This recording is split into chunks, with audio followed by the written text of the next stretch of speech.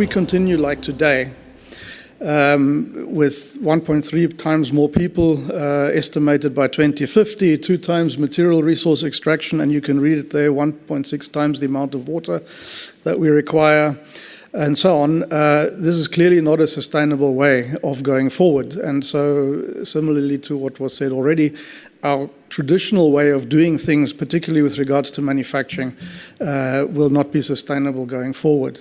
And so we have to decouple to some extent the use of resources from growth. And that really is the essence of sustainable production, making sure that we do a lot more with a lot fewer resources. Where is 4R taking us? What is required to stay ahead? And how can South Africa's future production technologies be successfully realized? What we need to go for is a flexible, affordable, and achievable advanced manufacturing solution. The same amount of change that we will experience over the last 3,000 years, we will experience over 30 years. So in our generation, we will experience what 50 generations have actually experienced in one generation.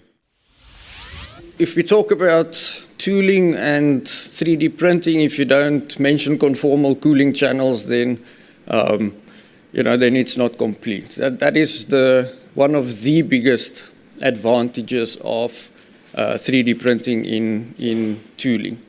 The conformal cooling channels, what it means is you can print these internal channels with various geometries in order to allow you to get the best cooling. Trying to encourage everyone to rethink everything, that these new technologies will affect essentially every industry and every aspect of life over the coming 10 to 15 years. I think me saying to you that widespread introduction of Industry 4.0 in South Africa is an unlikely reality, that's not the point. The point is we shouldn't be focusing on the fourth industrial revolution, we should be focusing on industrialization in general. And strangely enough, although we've been going through this deindustrialization trend, maybe we're at the turning point where we can say, hey, let's shift priorities, let's get our foot back in the door.